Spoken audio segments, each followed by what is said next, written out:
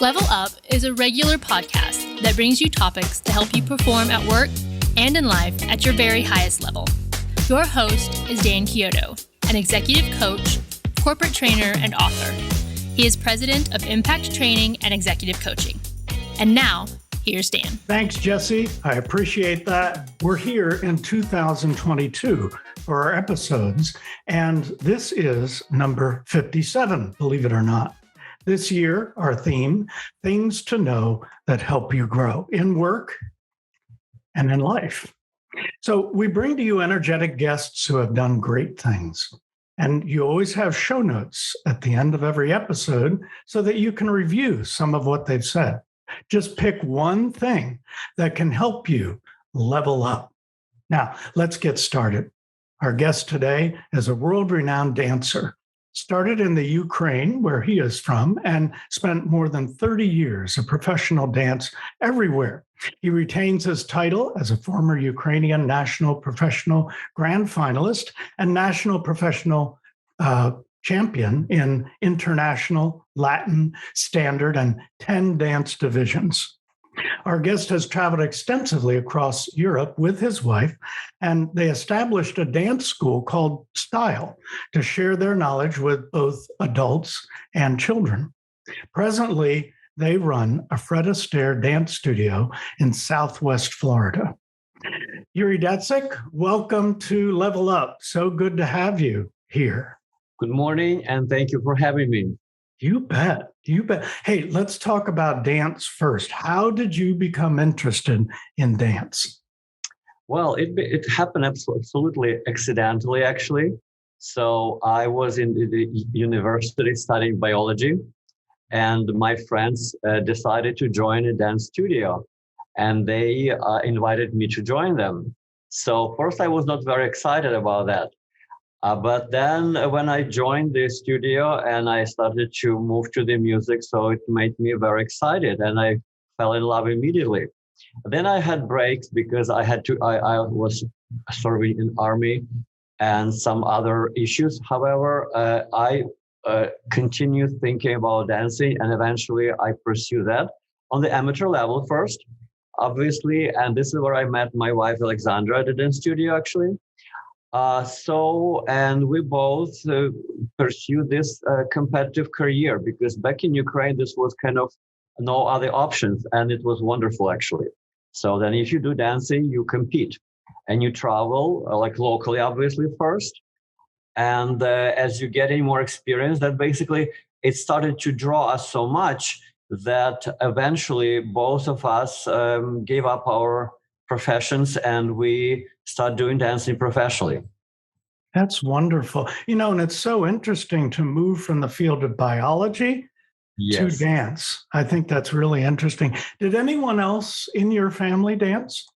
No, actually, my family doesn't have any dancing background. However, Alexandra's family more kind of artistic, and she had background in lots of different dance styles before she joined ballroom. Very good. I didn't have any. So how old were you when you started dance then?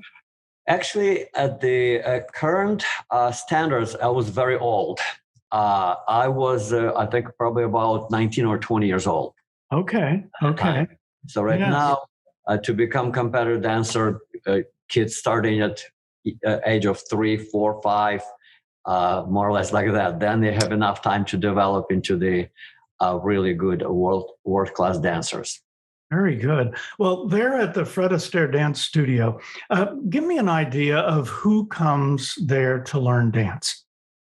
Well, we're open to anyone. Well, predominantly we teach adults, obviously, but we're totally open for kids as well, because back in Ukraine, we were teaching kids only. So I would say our typical customer is empty nesters. People who already kind of have more free time and then experience different things in life. And if they like dancing, they stick to it. So, however, we have lots of young people who are getting ready for their weddings, wedding couples. I mean, people from all walks of life. This is something that's really interesting to me, and I saw it in action at your studio and hadn't really thought about that. But if a couple's getting married, and there's always that first dance that they do, Absolutely. and I was so impressed by what you and Alex taught them, and they were just they were so good. And so I'd never thought about that, but you do have people come, that's how they start for that reason, right? It's very popular right now because, yes, if people want to have something special at their wedding, not simply rock from foot to foot, but it can be very simple. It can be very elaborate dance, whichever they want. We can create anything for them. So sometimes very fun, like almost like a performance. It depends what their personalities are, what they want. Yes. And what's really exciting about that, I think, is that the people who are gathered there for a reception might not be, well, they may be very surprised by what they see. Probably didn't expect to Very see. often couples like to hide it, keep it a secret to surprise guests and relatives. Yeah. That is great. We're always telling them, listen, guys, dancing actually, first intangible product you're getting from us. But in the end, when wedding is over, you probably will never wear your wedding dress. You will never wear your, tux probably guy will wear. So food is gone, the decorations are gone, but dancing stays with you. If you really learn it, you acquire the skill which you can use to all your life. That is great. In Ukrainian, you talk about some of the young people that were dancing there.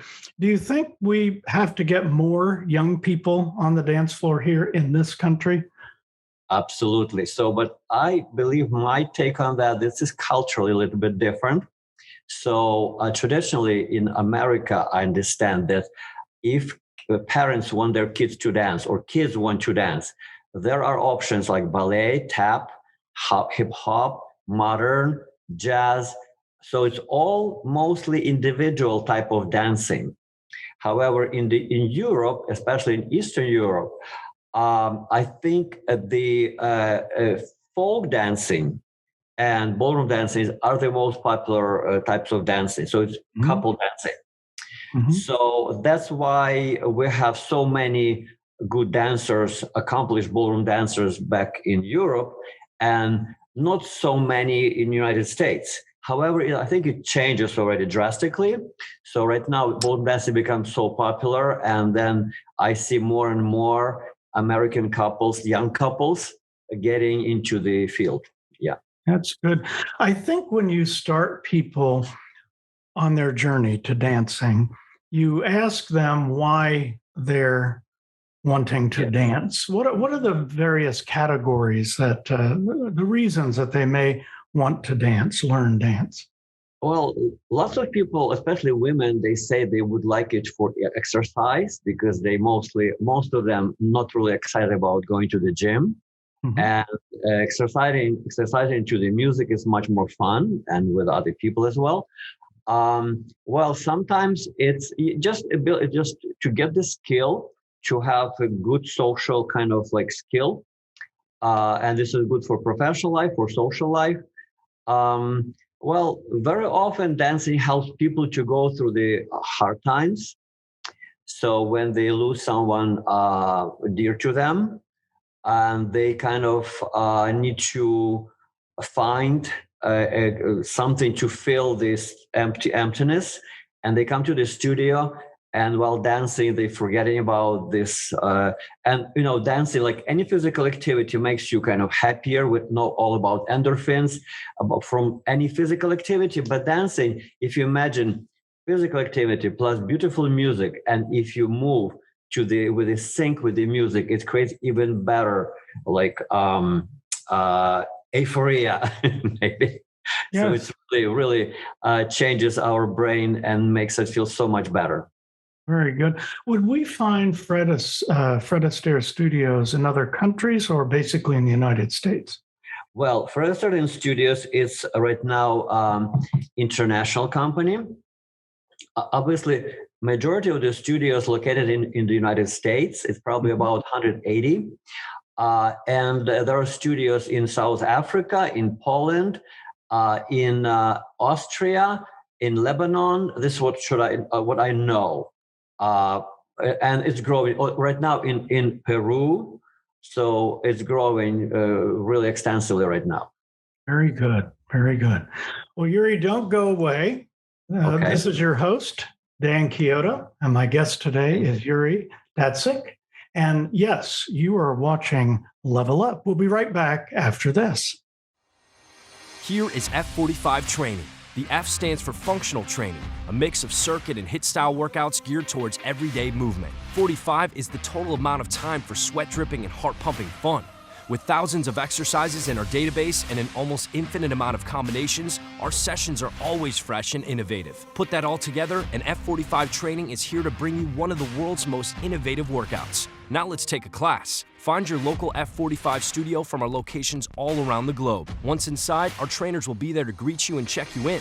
First, we'll demo each exercise while you watch from the blue track. A warm-up will follow, then it's time to find your station. Want to play-by-play? Track your heart rate with F45 Lionheart. Ready in 3, 2, 1, it's go time. F45 TV will guide you. F45 FM will move you.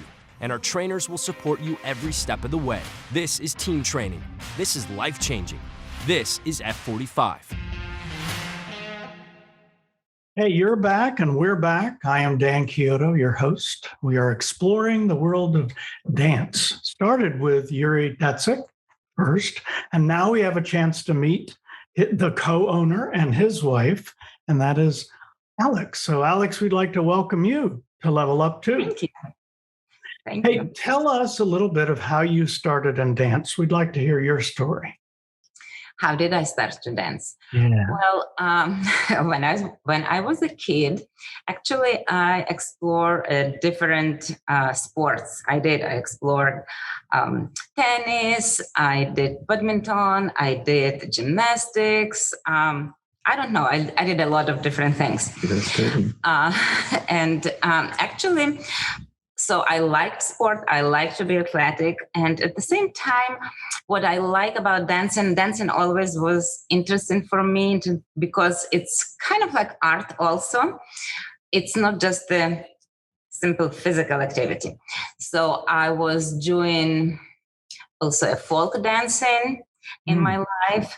And I like it also. So the part of performance also drew me into the ballroom dancing. So when I was in high school, I started ballroom also. And this was my first, I would say, experience with the ballroom. That is great. So now here at this studio as co-owners, you're both there. So what do you each do at the studio? What do we do? Of course, the first thing we do, we help all our students to discover the beauty of the dancing. This is the first thing and foremost, right? And we have our experience to share with them. Plus, being a studio owner, so we do other things.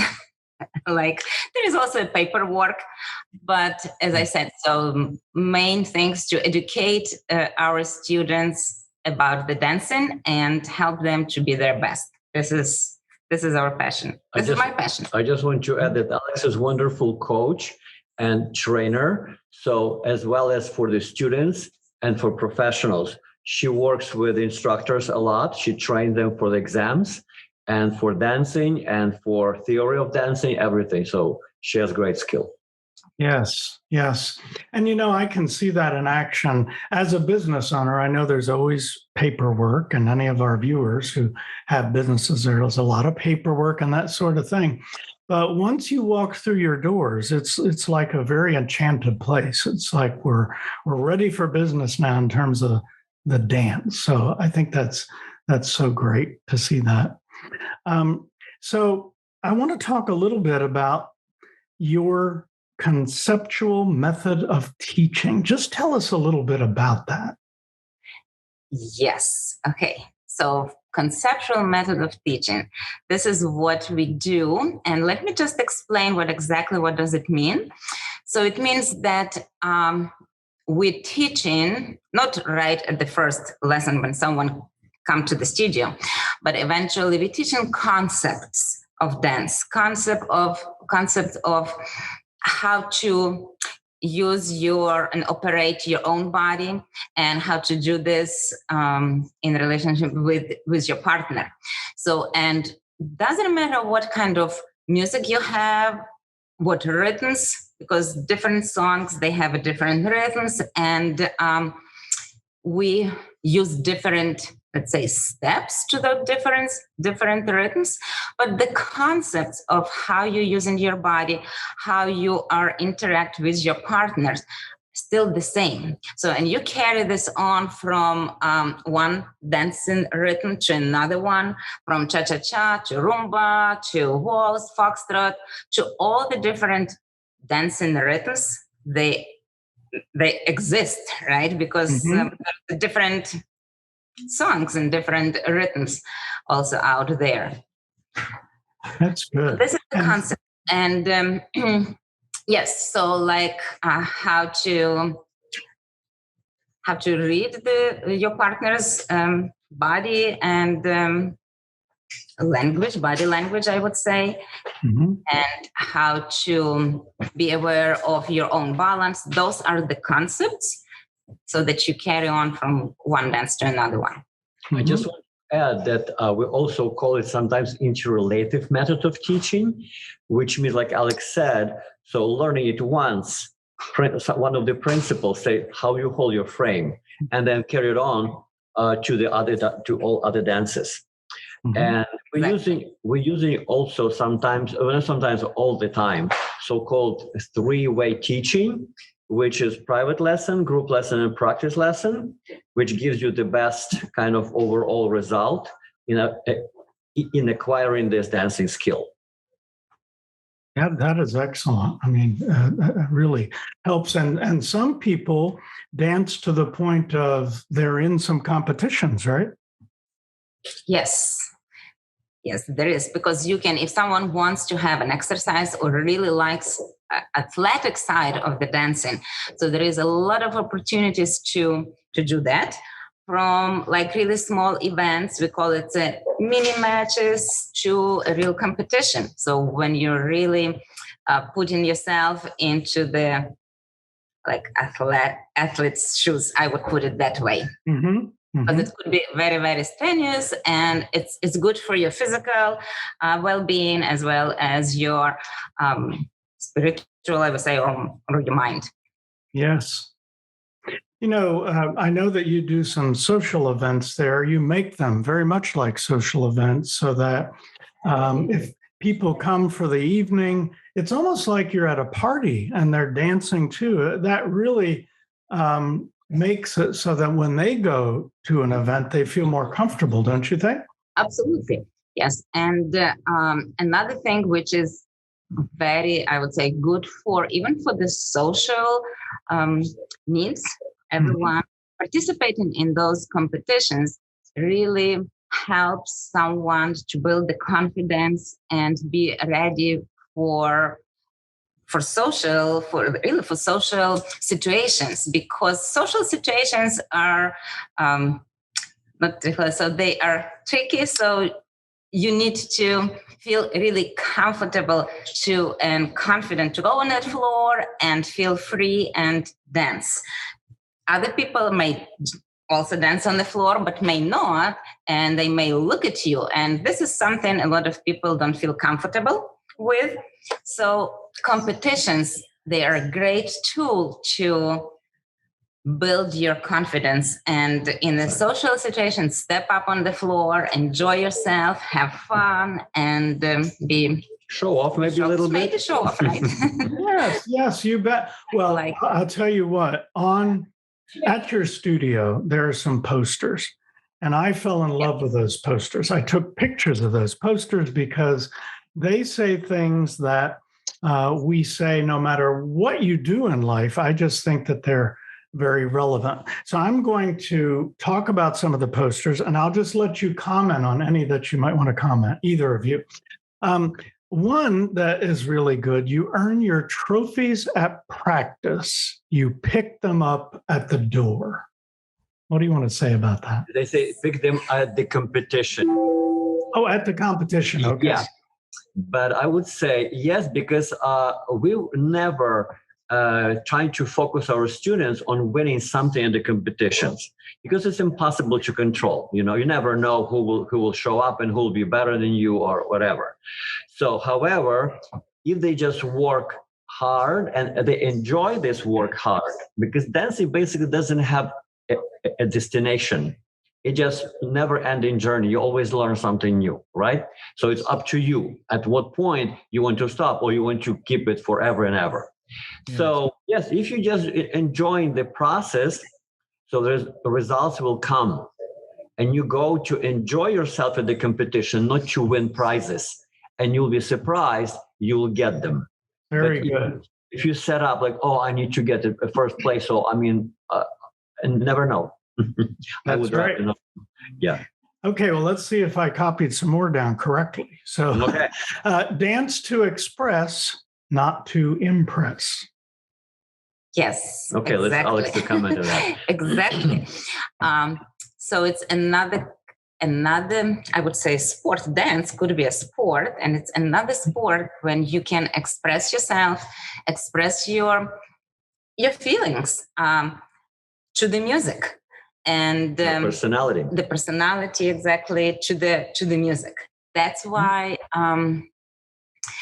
if you see someone is dancing and it draws you want to look at that couple over and over again and again. So for me, it means they are dancing, expressing something that really meaningful, they feel, and yes, thank you. And this is what makes us unique, right? To impress someone, so you don't know what other people want to see. So it's very, very difficult to impress someone. And if someone will try to pursue that, I think it's a very difficult task. But if you're expressing yourself, so you also, both parties, like the dancers, have enjoyed this, and the people who are watching also enjoy this. Right. To me, it relates a little bit to the previous poster. So yes. Be sincere, be kind of genuine, and then people will enjoy watching you. Yep. And you're right, Yuri. It looks like a lot of these are tied in together, because the next one is you've got what it takes. So give it everything you've got. Yes, because people saying, so, oh, I'm not good enough to do this, or I'm not good enough to go to competition, or I'm not good enough to come for the party. So you're always good at that point you are in your dancing journey. So just get yourself together, go on the dance floor, and just do, and just enjoy yourself. And that's it. Yep. So this is basically, you have it. That's right. And the last one is, if it doesn't challenge you, it won't change you. I think that's a good one too. Exactly. I love that one. This is my favorite. Yeah, that's true. Yeah. That's true. Yes. I think it relates to any field in life, any activity. So we all know we need to get out of the comfort zone to grow. So this is what it tells us. That's right. We need to push ourselves a little bit. There is one other one that I like to look in the mirror. That's your competition. That's beautiful, I think.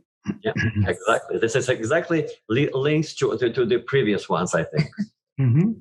Very because good. You always want to be better than you are. Yes. Not than someone else. You want to be better than you are. So this is the only way to improve. That's right. So typically on Level Up, I don't give a personal story along with it, but I feel like I have to as an executive coach, because I work with people and we're all trying to level up. So in our fields, we try to be the best, and we try to lead the best that we can lead. And we have people that report to us. And so we may be the head of our organizations. But I like the things where you're not the head of your organization. You're learning. You're a student. So not too long ago, I bought my wife the ballroom dancing lessons. You have a great offer to get people started, to get them in the door. And by the way, I should say it's very affordable. So you get your taste of that. Now, after I bought her the gift, I thought, oh, I guess I'm included in this too. I'm going to have to go too.